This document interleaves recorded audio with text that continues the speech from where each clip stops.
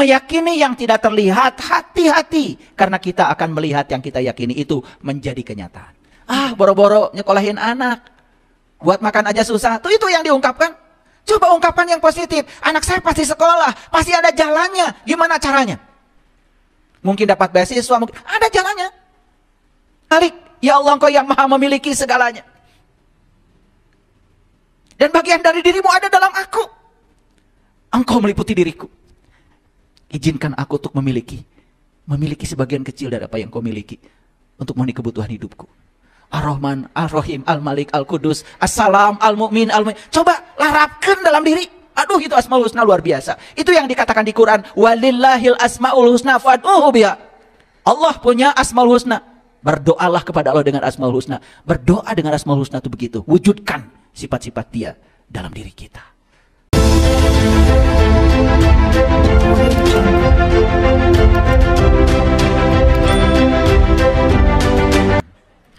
Apa perasaan kita tentang kesehatan? Apa perasaan kita tentang pekerjaan? Masih ada nggak yang punya keyakinan cari kerja susah? Ada nggak? Ada nggak? Semua yang punya keyakinan cari kerja susah, insya Allah susah terus cari kerja. Karena keyakinan Anda yang membentuk.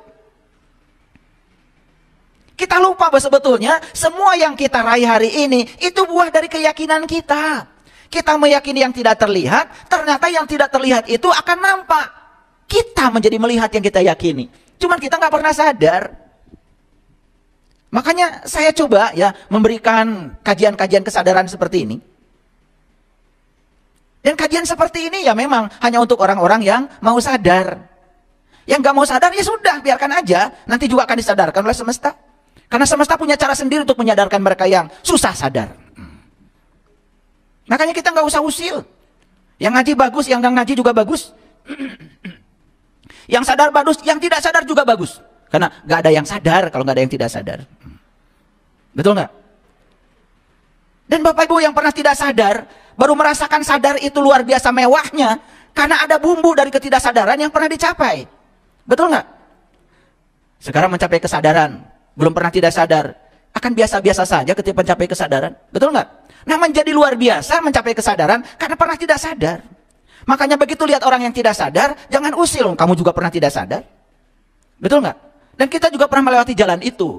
Oleh karena itu ya doakan saja, semoga cepat sadar, gitu aja. Apa perasaan kita tentang pekerjaan? Coba saya mau nanya. Bapak Ibu, ini saya yakin pernah bekerja ya. Buat apa sih pada bekerja? Cari uang. Tuh. Jawabannya kan sama seperti kebanyakan orang. Maka nasibnya juga sama. Gak ada saya tanya, kenapa Anda bekerja? Saya bekerja karena saya hidup. Hidup itu untuk bekerja. Saya tidak mau bekerja untuk hidup. Orang yang bekerja untuk hidup, sekarang ini gak mungkin ngaji di sini. Pasti dia sedang bekerja untuk mempertahankan hidup. Karena bagi dia, ngaji aja seperti ini, penghasilannya hilang karena tidak bisa hidup. Jadi bersyukur nggak bisa ngaji? Bersyukur. Berarti ini sudah kelompok manusia yang hidup untuk bekerja. Kalau hidup untuk bekerja itu mulai berkah itu. Kenapa? Dia sudah hidup. Yang bekerja untuk hidup belum hidup. Kan baru bekerja untuk mempertahankan hidup. Coba hanya mempertahankan hidup saja sudah susah.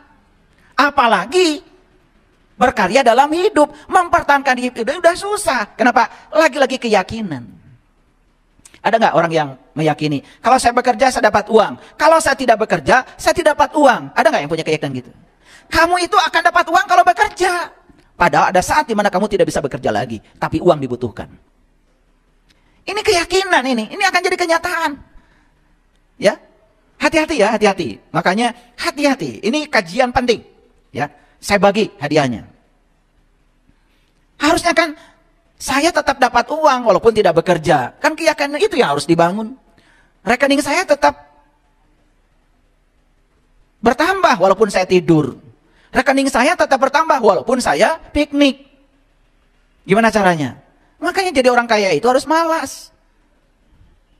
Buat apa jadi orang kaya segera dikerjain sendiri? Betul nggak? Jadi orang kaya itu harus malas. Orang kaya itu pagi-pagi sarapan, habis gitu olahraga, habis itu dengar musik, betul nggak? Habis itu jalan-jalan sama keluarga, tapi duitnya ngalir aja terus. Kan gitu yang enak, betul nggak? Itu juga keyakinan. Kalau kita punya keyakinan bahwa kita ini kalau bekerja dapat uang, tidak bekerja tidak dapat uang, itu keyakinan. Kita akan melihat yang kita yakini itu menjadi kenyataan. Bisa gitu? Bisa. Gimana caranya? Nah, ini caranya.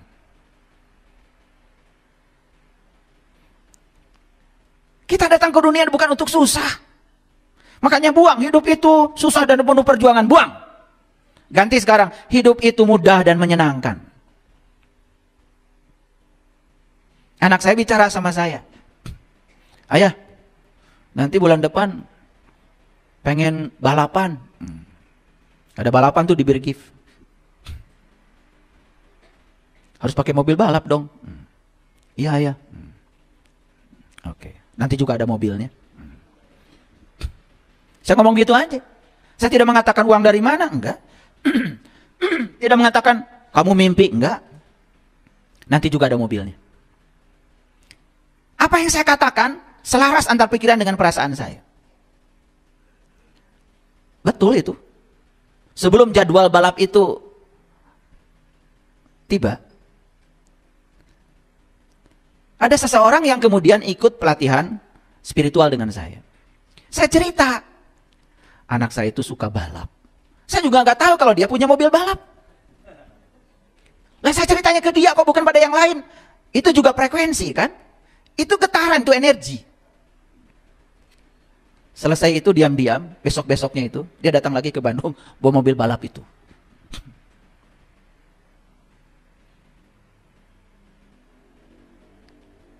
Kita selalu berpikir bahwa uang itu segalanya. Untuk mewujudkan segala keinginan kita harus selalu dengan uang. Maka kita jadi capek ngejar-ngejar uang. Betul nggak? Padahal uang kalau udah ada juga dibelikan. Hati-hati dengan pikiran. Begitu kita mengatakan pekerjaan ini satu-satunya yang bisa menghasilkan uang.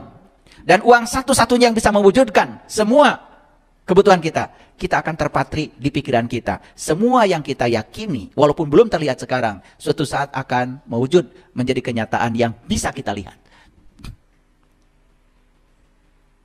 Paham ya? Oke. Sama untuk yang lain-lain. Untuk hubungan pribadi, sama. Ya, seperti itu. Jadi, hati-hati dengan suasana hati dan perasaan kita. Karena ada hubungan yang tak terputuskan dengan dunia kasat mata.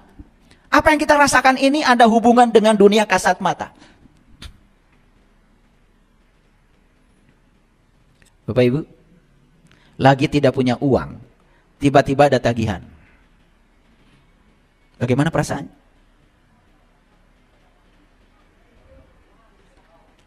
Langsung ngobrol ke tetangga? Langsung curhat sana sini?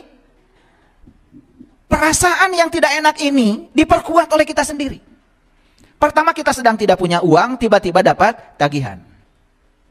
Itu akan memperbesar utang kita. Dan tagihan tidak terbayar, setelah itu kita akan punya utang baru lagi. Percaya sama saya. Tapi kalau kita bisa menjaga perasaan kita, jaga perasaan kita. Gimana caranya? Disitulah pentingnya kita belajar keterampilan menjaga perasaan di frekuensi positif. Apa bisa? Bisa. Contoh. Ini tagihan apa nih? Tagihan listrik misalnya. Ketika kita merasa ketika bayar tagihan itu uang kita dirampok, uang kita berkurang, maka uang itu sedih dengan perasaan kita. Dan kesedihan pada perasaan kita membuat uang itu tidak rindu lagi untuk datang kepada kita. Coba sekarang dirubah pikiran dan perasaannya. Oh, saya sudah merasakan tidak ada listrik itu seperti apa. 2 jam, 3 jam gak ada listrik itu seperti apa. Saya membayar tagihan ke PLN ini bukan perampokan PLN pada saya, bukan. Saya ingin mengembalikan jasa baik PLN. Saya ingin berterima kasih pada para penemu listrik. Saya ingin PLN di Indonesia ini tetap bersinar. Tetap ngasih cahaya pada semua masyarakat. Biar perusahaan ini tidak boleh jatuh. Dan kalau saya bayar ini berarti karyawan PLN pun semua yang mengurus listrik itu juga mereka sejahtera. Itu namanya perasaan positif. Tapi begitu ada tagihan merasa dirampok. Udah gitu dikeluhkan, ini listrik bulan ini mahal. Lah kamu kan yang pakai. Lihat, orang yang suka protes pada uang. Lihat. Tambah sulit sama uang. Nih, di sini ada.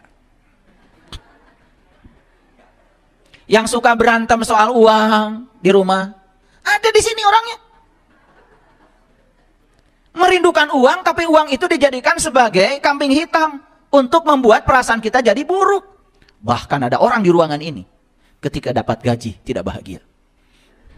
Saya tahu orangnya, perlu saya tunjuk?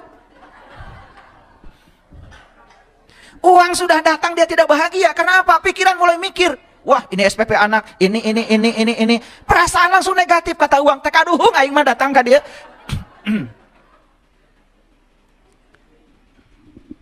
Ini ceramah biasa hadirin. Tetapi kalau ini dipraktekkan, saya yakinkan, saya udah pengalaman luar biasa. Luar biasa. Bahkan ketika tagihan datang, saya bilang, terima kasih uang sudah datang. Saya imajinasikan aja tagihan itu cek. Cepat punya uangnya itu.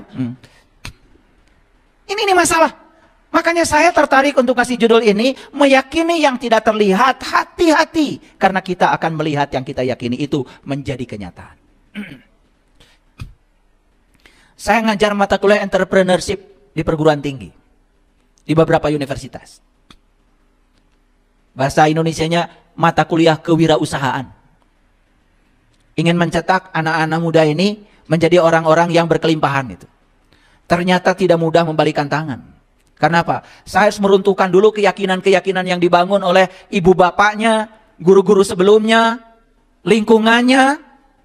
Dan ketika saya kasih kuesioner, hampir 99% mahasiswa mengatakan uang itu susah. Bayangkan. Siapa yang ngasih program pada otaknya itu? Kan kita-kita juga nih orang tuanya. Kalian kali ya. Lupa saya.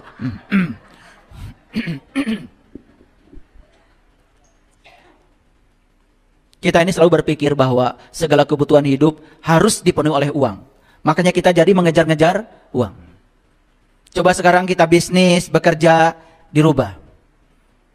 Saya datang ke dunia ini diberi keahlian. Keahlian saya memasak. Dan mulai sekarang saya akan melayani orang-orang yang tidak bisa memasak. Biar mereka dapat makanan yang enak. Lupakan uang. Buka catering. Tapi niatnya begitu, bismillahnya. Saksikan saya. Bahkan uang yang datang itu lebih berkah. Daripada kita jualan makanan mencari uang. Sedikit saja dirubahnya, tapi saksikan, berkahnya akan luar biasa berlimpah. Ayo, teman-teman jadi dokter, niatnya cari uang, ya paling dia juga dapat uang, yang dia pikirkan. Karena itu keyakinan. Tetapi kalau saya jadi dokter karena saya diberi ilmu oleh Allah, untuk menolong orang-orang yang butuh pertolongan. Saya akan tolong orang-orang yang butuh pertolongan medis. Dengan sepenuh hati saya. Karena saya percaya, saya sedang dipakai Allah menjadi kepanjangan tangannya untuk menyampaikan cinta kasih Allah lewat peran saya sebagai dokter. Apa uang tidak datang? Lebih banyak. Jadi kita bukan mengejar uang, uangnya yang mengejar kita. Tidak terhormat manusia yang mulia mengejar-ngejar uang. Uang itu harus ngejar kita. Makanya uang harus rindu sama kita ya. Nah, kalau ingin dirindukan uang, nanti ikut pelatihan khusus. Tanggal 10 Oktober saya khusus akan memberikan pelatihan khusus bagaimana dirindukan uang. Ya. Bayar. Lah, begitu saya bilang bayar, langsung otak mikir lagi, masa harus bayar, kamu akan dijauhi uang. Itu perasaannya negatif berarti. Maka lihat orang-orang yang suka mempermasalahkan, ya. Lihat saya semuanya. Ada sepatu baru, bagus, mahal. Tuh, mau akak beli. Nepi ka iraha oge. Karena perasaan terhadap uangnya negatif. Ya. Lihat mobil baru, ya, keluaran baru lewat gitu. Uang dari mana? Udah gitu ngomong lagi. Itu orang bisa beli mobil itu duit dari mana ya? Jangan-jangan katanya ke Gunung Kawi tuh. Orang yang perasaannya negatif seperti itu orang yang sedang mengalami ketiadaan cinta. Hidupnya tidak akan berubah. Nih saya kasih tahu yang belum punya mobil. Kalau tetangga beli mobil, coba luapkan perasaan seakan-akan Ya. Seakan-akan mobil itu sudah ada di tangan kita. Dan kita merasa bahagia. Datang ke sana sampaikan, luar biasa Bapak. Sudah kebeli mobil, saya ikut berbahagia Bapak. Kalau kita bisa melampaui bahagianya daripada yang beli mobil. Mobil itu akan menjadi milik kita. Sesederhana itu Bapak Ibu. Iya mah batur beli mobil. Mana yang nanulir? Waduh. Ya. Ada orang beli sawah tetangga, aduh selamat Bapak Ibu udah beli sawah. Semoga saya juga nanti suatu saat kebagian ya berkahnya. Betul enggak? Nanti saya ikut ya, kalau panen ajak dong gitu. Ikut bahagia, pasti kape ceretan. Betul enggak? Iya mau batur mau beli sawah kalau ke eta duit di mana? Tuh. Orang yang tidak pernah bahagia lihat orang lain mendapatkan kebahagiaan dan kesuksesan, dia tidak akan pernah merasakan itu. Hati-hati. Ini ilmu mahal ya? Mahal enggak? Mahal ilmu ini. Tapi saya bagikan. Saya bagikan. Gratis. Yang ini. Jadi hidup hanya merespon kita. Jadi hidup adalah undangan kita. Sampai sini setuju? Yuk kita sekarang jujur. Oh kalau begitu semua yang hadir dalam kehidupan saya. Hari ini semua undangan saya. Yes.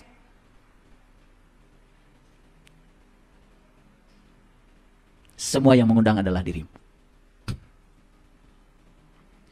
Nah kalau kita perhatikan kan di semesta ini cuma ada dua kelompok manusia.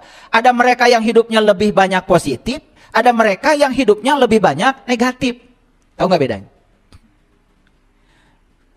Mereka yang hidupnya lebih banyak positif karena apa? Mereka itu telah mampu menggunakan kekuatan positif yang ada dalam dirinya. Dan dia mengungkapkan perasaan positif itu. Yang diungkapkan perasaan positifnya. Dan mereka yang hari ini hidupnya negatif kan lebih banyak mengungkapkan yang negatif.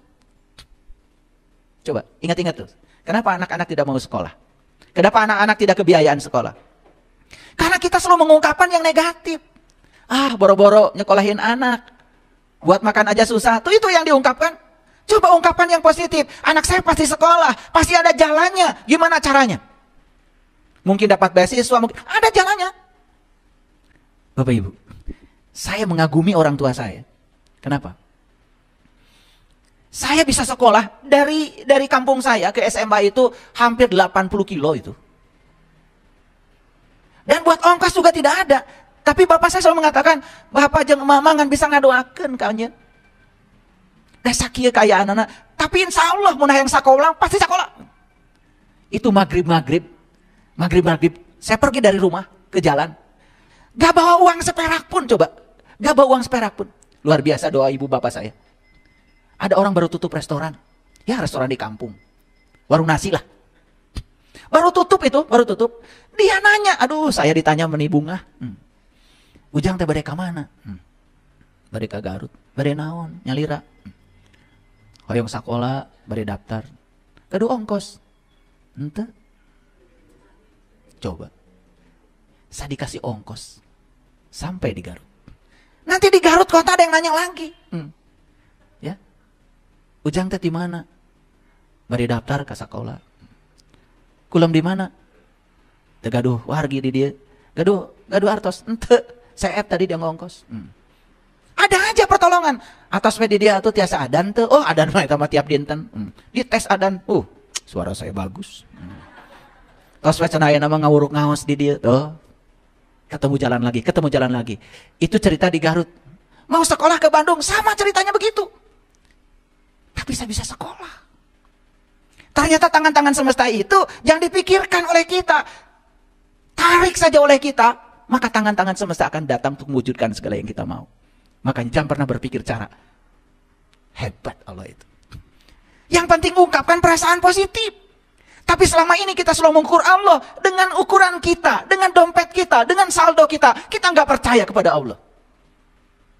Makanya Asmaul Husna itu bukan dinadomkan. Ar-Rahman, ya Allah, aku berasal dari Engkau yang Maha Pengasih. Berarti aku harus menjadi pengasih. Ar-Rahim, ya Allah, aku berasal dari Engkau yang Maha Penyayang. Sumberku adalah Engkau. Aku adalah bagian dari dirimu, ya Allah. Berarti aku harus menjadi penyayang. Al-Malik, ya Allah, Engkau yang Maha memiliki segalanya. Dan bagian dari dirimu ada dalam aku. Engkau meliputi diriku. Izinkan aku untuk memiliki sebagian kecil dari apa yang kau miliki. untuk memenuhi kebutuhan hidupku. Ar-Rahman, Ar-Rahim, Al-Malik, Al-Qudus, As-Salam, Al-Mu'min, Al-Mu'min. Coba larapkan dalam diri. Aduh, itu Asmaul Husna luar biasa. Itu yang dikatakan di Quran, walillahil asmaul husna fad'uhu biha. Allah punya Asmaul Husna. Berdoalah kepada Allah dengan Asmaul Husna. Berdoa dengan Asmaul Husna itu begitu. Wujudkan sifat-sifat Dia dalam diri kita. Bukan dinadomkan. Aduh. Ya Allah, ya Rahman, ya Rahim, ya Malik. Begitu anak bangor, melotot. Baru aja nadom. Kumaha. Pasalia betul? Nah itu, ngaji itu kayak gitu ya, nggak jelas.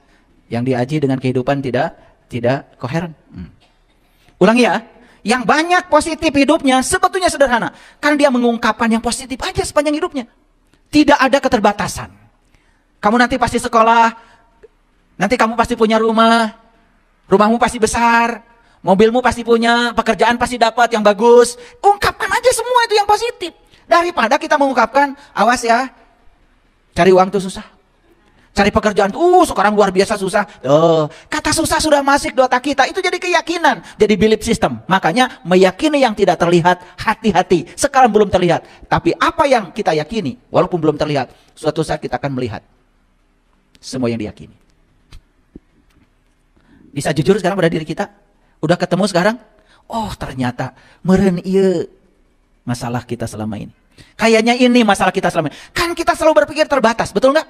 Allah yang maha segalanya diukur oleh keadaan kita saat ini. Kita tidak percaya. Lebih suka meyakini yang terbatas daripada meyakini yang tanpa batas. Istri saya ada di sini. Waktu saya kos dulu, ya saya besar hati aja, mulai naksir-naksir. Begitu istri saya, ya dulu masih pacaran, datang ke tempat kos, saya juga nggak malu. Ditanya sama istri saya, panggilnya kakak. Kakak, kasurnya mana? Ya. Lomarinya mana? Ya, cuman kerdus Indomie aja di sudut. Baju saya juga kan segitu. Beli lemari juga nggak ada yang perlu dilemarikan. Lah bajunya cuma segitu di kerdus. Dan saya tidak gengsi, saya katakan apa adanya. Tidak diada-adakan harus karena pacar mau datang. Sakit ya we, ayo. Begitu mau datang ke kampung saya, hayu. Kampung saya mah jauh. Dari Bandung naik bis. Nanti nyampe Garut naik elep. 5 jam, 6 jam kalau penumpang belum penuh, wayahna can idit. Ikut.